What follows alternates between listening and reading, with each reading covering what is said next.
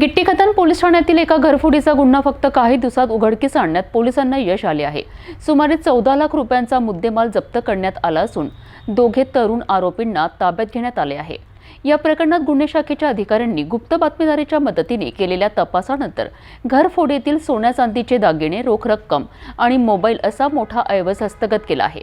या कारवाईमुळे गिट्टीखतान परिसरातील घरफोडीच्या घटनांवर पोलिसांनी मोठा आळा घातला आहे। नागपूर शहरातील गिट्टीखतान पोलीस ठाण्याच्या हद्दीत एक घरफोडीची घटना घडली होती। फिर्यादी मोहम्मद शोएब शेख आपल्या कुटुंबासह जायतळा येथे गेले असता अज्ञात चोरट्यांनी त्यांच्या घराचे मागील दार तोडून आत प्रवेश केला। बेडरूम मधील लोखंडी अलमारी फोडून चोरट्यांनी सोन्या चांदीचे दागिने आणि रोख रक्कम असा तब्बल 21 लाखांहून अधिक किमतीचा मुद्देमाल चोरून नेला।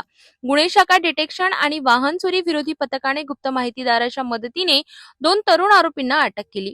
रोहित राजेश बहेरिया वर्मा वय वर्ष 18 आणि कृष्णा उर्फ साहिल मायालाल जयस्वाल वय वर्ष 18 सखोल चौकशीत आरोपींनी गुन्ह्याची कबुली दिली असून त्यांच्या ताब्यातून मोठ्या प्रमाणात सोन्या चांदीचे दागिने, नगदी 9,33,000 रुपये आणि मोबाईल फोन जप्त करण्यात आलाय।